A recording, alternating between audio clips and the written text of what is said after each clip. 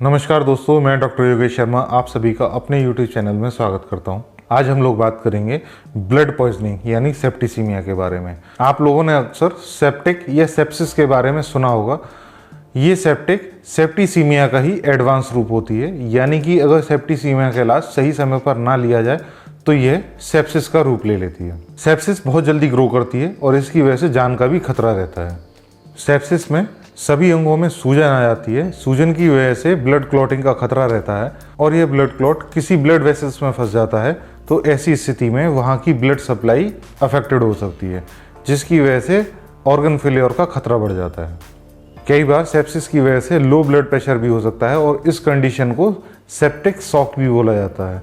इसकी वजह से भी जान को खतरा हो सकता है। सेप्टिसीमिया का खतरा बुजुर्गों को, प्रेग्नेंट लेडीज़ को, बहुत ज़्यादा छोटे बच्चों को, इम्यूनो कम्प्रोमाइज्ड पेशेंट्स को, किडनी या लंग डिजीज़ में, डायबिटिक पेशेंट्स में, कैंसर पेशेंट्स में, एंटीबायोटिक रेजिस्टेंट पेशेंट्स में और निमोनिया के पेशेंट्स में सबसे अधिक होता है। वहीं ट्रॉमा के पेशेंट्स में और बर्न के पेशेंट्स में सेप्टिसीमिया का खतरा अधिक होता है। सेप्टिसीमिया के पेशेंट्स में भूख ना लगना, हार्ट रेट का बढ़ जाना, नोजिया, वोमिटिंग, लाइट के प्रति सेंसिटिविटी का बढ़ना, ठंड लगना, हाथ पैर ठंडे पड़ जाना, तेज तेज सांस लेना, सही तरीके से सोच ना पाना, स्किन पर रेड कलर के स्पॉट्स पड़ना, सामान्य से कम यूरिन आना, चक्कर आना, जीभ लड़खड़ाना, मांसपेशियों में दर्द, बेहोशी और कोमा जैसे लक्षण दिखाई देते हैं। हालांकि अधिकतर बैक्टीरियल इन्फेक्शन के कारण सेप्टिसीमिया की शिकायत होती है, लेकिन कई बार फंगल इन्फेक्शन के पेशेंट्स में भी सेप्टिसीमिया की शिकायत हो सकती है। किसी भी बैक्टीरियल इन्फेक्शन में अंगों के इन्फेक्टेड होने के बाद बैक्टीरिया सीधे ब्लड में घुल जाता है, जिसकी वजह से ब्लड पॉइजनस या जहरीला हो जाता है और यह पॉइजनस ब्लड या जहरीला खून शरीर के किसी भी अंग को प्रभावित कर सकता है। नॉर्मली ग्राम नेगेटिव बेसिलाई जैसे कि ई कोलाई, ई कोरोडेंस या हीमोफिलस इन्फ्लुएंजा और स्ट्रेप्टोकोकस स्पीसीज जैसे कि स्ट्रेप्टोकोकस ऑरियस, एंटेरोकोकस स्पीसीज और नेसेरिया जैसे बैक्टीरिया सेप्टिसीमिया कॉज करते हैं। इसके अलावा कैंडिडा स्पीसीज की फंगस भी सेप्टिसीमिया का मुख्य कारण होती है। सेप्टिसीमिया का पता लगाने के लिए ब्लड एग्जामिनेशंस, यूरिन एग्जामिनेशन, किसी ट्रॉमा से हुए घाव से निकलने वाले सीक्रेशन की जांच, रेस्पिरेटरी सीक्रेशन जैसे कफ और म्यूकस की जांच करके हम बैक्टीरिया का पता लगा सकते हैं। इसके अलावा आवश्यकता पड़ने पर एक्सरे, सीटी स्कैन, एमआरआई और अल्ट्रासाउंड भी किया जा सकता है। अगर सेप्टिसीमिया के ट्रीटमेंट या इलाज के बारे में बात करें तो सेप्टिसीमिया के पेशेंट्स को तुरंत हॉस्पिटलाइज करना बहुत ज़्यादा ज़रूरी होता है। पेशेंट को आईवी इंजेक्शन के रूप में एंटीबायोटिक्स देनी चाहिए।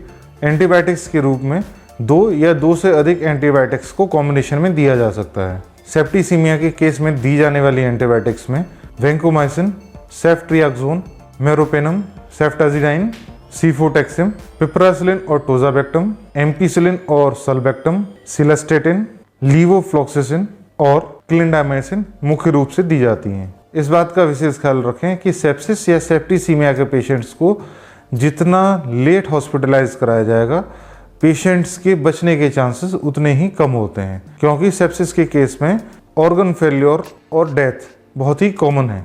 एंटीबायोटिक्स के साथ साथ पेशेंट्स को वेसोप्रेसर्स यानी कि वो दवाएं जो लो ब्लड प्रेशर को नॉर्मल करने में मदद करती हैं दी जानी चाहिए, जैसे कि फेनालेफ्रिन, एपिनेफ्रिन, नॉरएपिनेफ्रिन और डोबिटामाइन।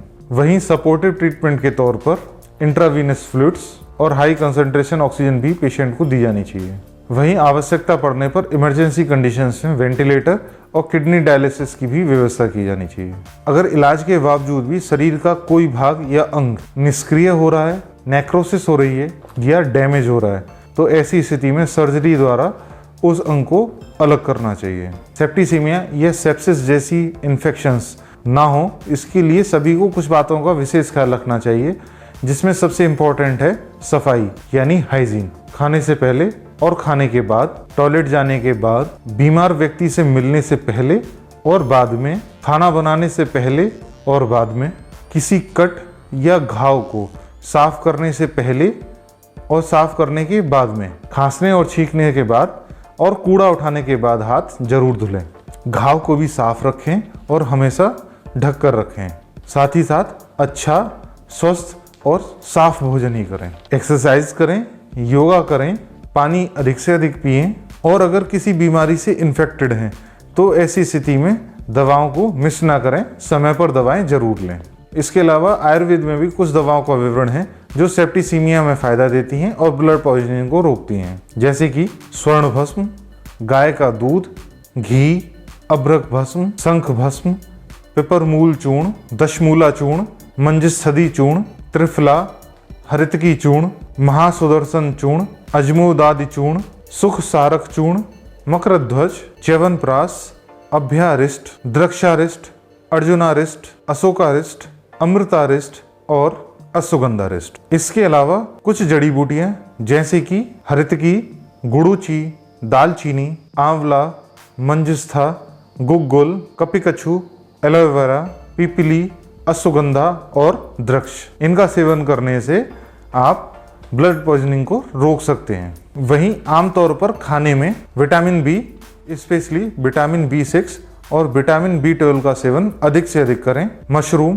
पालक, सलजम, मूली, गाजर, टमाटर, पत्ता गोभी, हरे पत्तेदार सब्जियां, साबुत अनाज, सरसों, आलू, शकरकंद, केला, अंजीर, अंडा, अखरोट, ग्रीन टी, शहद और हल्दी का सेवन अच्छे से करना चाहिए। इसके अलावा एचिनासा का काढ़ा पिएं, इससे आपको ब्लड पॉइजनिंग की समस्या नहीं होगी। तो ये था ब्लड पॉइजनिंग यानी सेप्टिसीमिया और सेप्सिस के बारे में। अगर आपको ये वीडियो पसंद आया हो तो इस वीडियो को लाइक करिए, कमेंट करिए, शेयर करिए, चैनल को सब्सक्राइब करें और बेल आइकन जरूर दबाएं, जिससे कि आपको हमारे नए नए वीडियो समय पर मिलते रहें। धन्यवाद।